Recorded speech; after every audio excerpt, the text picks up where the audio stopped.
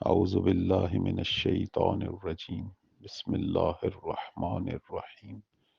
الحمد للہ رب العالمین والصلاة والسلام علی محمد وآلہ الطاہرین سیما بقیت اللہ اللہم اجل ولیک الفرج۔ پروردگار کی بارگاہ میں دعا ہے یوسف زہرا سلام اللہ علیہ کے ظہور میں تعجیل فرما، ہم سب کو مولا کا خدمت گزار ناصر بننے کی توفیق عطا فرما الہی آمین۔ موضوع سخن کتاب شریف لقاء اللہ آیت اللہ حاج مرزا جواد ملکی تبریزی آل اللہ مقام۔ پچھلی گفتگو میں عرض کیا کہ قبلہ مرحوم فرماتے ہیں کہ تین عالم ہیں، تین جہان ہیں، محسوسات کی دنیا، مثال کی دنیا اور معقولات یعنی عالم عقل۔ اگر انسان محسوسات، مثال ان دو کو عقل کے تابع قرار دے تو انسان اس دنیا میں ایسے کمالات پیدا کرے گا اور اتنی روحانی ترقی اور وہ معنوی مقام حاصل کرے گا کہ کسی کے وہم و خیال میں بھی شاید وہ نہ آئے۔ اللہ اس پر اتنا کرم کرے گا۔ لیکن اگر اس کی عقل جو ہے وہ عالم محسوس یعنی ہمارے یہی جو حواس ہیں، حواس خمسہ، اگر عقل ان کے تابع ہو جائے تو وہ پھر اسی دنیا میں جکڑا جائے گا، اور اس کی مثال ایسی ہے کہ اخلد الی الارض، کہ وہ زمین میں ہی رہ جائے گا۔ اس کی روح جو ہے جب بدن سے جدا ہوگی موت کے وقت، اس وقت سخت جو ہے وہ درد میں، عذاب میں ہوگا، اور کتنا ہی اندھیرا اور تاریکی، اور پھر کیا مصیبتیں، کیا شقاوت۔ ایسا شخص روز قیامت یوم تبلی السرائر، اس دن پھر لوگ دیکھیں گے اس کی حیوانیت کو اور اس کے گناہوں کو، چونکہ یہ زمین اور زمین سے مربوط چیزوں میں ہی جکڑا رہا، اس نے کوئی روحانی معنوی ترقی کی نہیں، اپنے بدن کی، جسم کی خواہشات کو، یعنی اس حیوانیت، نباتاتیت جو کچھ بھی ہے اسے ہی پورا کرتا رہا۔ عقل صرف اسی کام پہ لگی رہی کہ اس کی خواہشات کو، اس کے نفس، جسم، ان خواہشات کو پورا کرے۔ فرماتے ہیں کہ اگر انسان اپنے اخلاق کا تزکیہ کرے، اپنے اعمال، اپنی حرکت، اپنا سکون، جو کچھ بھی ہے اسے شریعت اور عقل کے تابع قرار دے، اس کا میزان، معیار، میلاک شریعت اور عقل قرار دے، یعنی جو کچھ شریعت اور عقل حکم کرے اس کے مطابق اس کی صفات، اس کے اخلاق تشکیل پائیں، پھر یہ اس دنیا، اس جہان ظلمت تاریکی، یہاں سے پھر اس کی روح ترقی کرے گی اور عوالم علیین، وہ عظیم روحانی مقامات جو ہے وہاں تک پہنچے گی، اسے پھر اللہ کی معرفت حاصل ہوگی۔ جتنی بھی آسمانی کتابیں ہیں ان کے اندر جو اللہ نے علوم بھیجے ان سے آشنا ہوگا،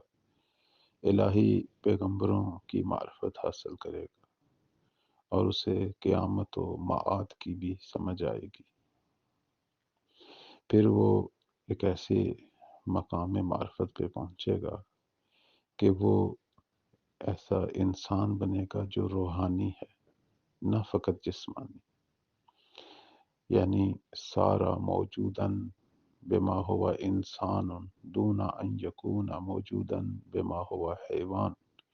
یعنی ایسا موجود ہوگا کہ جو واقعاً انسان ہے، نہ کہ ایسا موجود ہے کہ جو صرف حیوان ہے۔ فرماتے ہیں کہ علم الہدا کتاب غرر الحکم میں امیر المؤمنین صلوات اللہ علیہ سے روایت فرماتے ہیں کہ کسی نے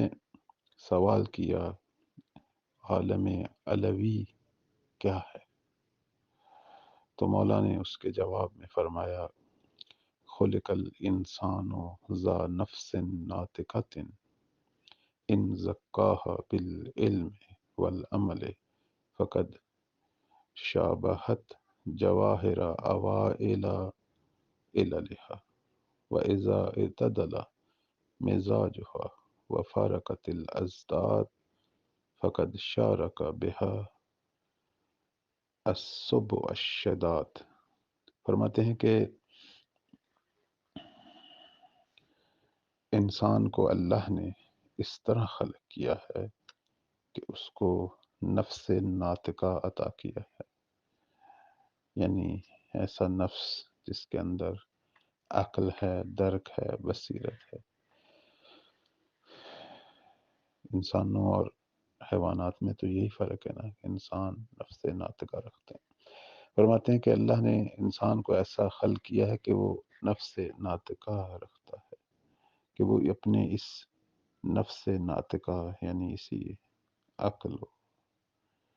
اور اسی درک بصیرت جو بھی اس کے اندر ہے، اس کے ذریعے وہ علم و عمل سے اپنے آپ کو تزکیہ دیتا ہے۔ یعنی اللہ نے انسان کو جو نفس دیا ہے، نفس ناطقہ، اس کا علم اور عمل دونوں مل کر تزکیہ کرتے ہیں، یعنی اسے پاک کرتے ہیں۔ یعنی اس کے اندر جو خواہشات نفسانی، وہ جو جسمانی، زمین، زر، دولت، جو کچھ بھی ہمارے ارد گرد بکھرا پڑا ہے، ان کی مادی جو خواہشات ہیں اس سے اس کا تزکیہ کرتے ہیں۔ اس کے بعد یہ پھر اس جوہر کی مانند ہو جاتا ہے کہ جو اللہ کی پہلی جو مخلوق ہے اس کی شبیہ بن جاتا ہے، یعنی اپنی سب سے پہلی جو علت، دوسرے لفظوں میں خود پروردگار کی شباہتیں آ جاتی ہیں، چونکہ اللہ کی پہلی مخلوق کے اندر خدا کی شباہتیں زیادہ تھیں، اور پہلی جو مخلوق ہے وہ پہلا معلول اپنی علت کے مشابہ، تو یہ بھی اپنی پہلی علت کے مشابہ ہو جاتا ہے۔ یعنی پروردگار جس طرح کی روحانیت چاہتا ہے نا، جس طرح کی الہی تجلی ہو، وہ اس میں آ جاتی ہے۔ اب یہ میں درمیان میں خود وضاحتیں کر رہا ہوں، اصل روایت سے ہم ذرا ہٹ کے ہیں، اس کی تشریح کر رہا ہوں کہ یہ جو مولا کہتے ہیں کہ وہ ایسے جواہر میں یا ایسے جوہر میں تبدیل ہوگا کہ جو اپنی پہلی علت کی شبیہ بنے گا۔ یعنی درست ہے، اسے ماں باپ کے ذریعے اللہ نے وجود دیا، علتوں کا ایک تسلسل ہے، ایک لڑی ہے، لیکن اگر یہ اپنا تزکیہ نفس کرے گا تو پہلی علت کی مانند ہے۔ یعنی پہلی علت خود پروردگار ہے کہ جس نے شروع میں سب سے پہلے انسان کو خلق کیا، تو پہلے خود خدا نے ہی خلق کیا، تو خدا جو ہے وہ انسان کے اندر چاہتا ہے تجلیات الہی ہوں، یعنی وہ اپنے اوصاف میں بھی خدائی ہو۔ یعنی اگر اللہ سخی ہے تو وہ بھی سخی بنے، خدا کریم ہے تو وہ بھی کریم بنے۔ تو پروردگار جو ہے، اسی لیے تو وہ اپنا علم انسان کو دیتا ہے کہ اس کے اوپر عمل کرے تاکہ انسان کا وجود الہی وجود بنے، اسے دیکھ کر اللہ یاد آئے، اتنا وہ پاک اور پاکیزہ ہو۔ تو مولا بھی یہی فرماتے ہیں کہ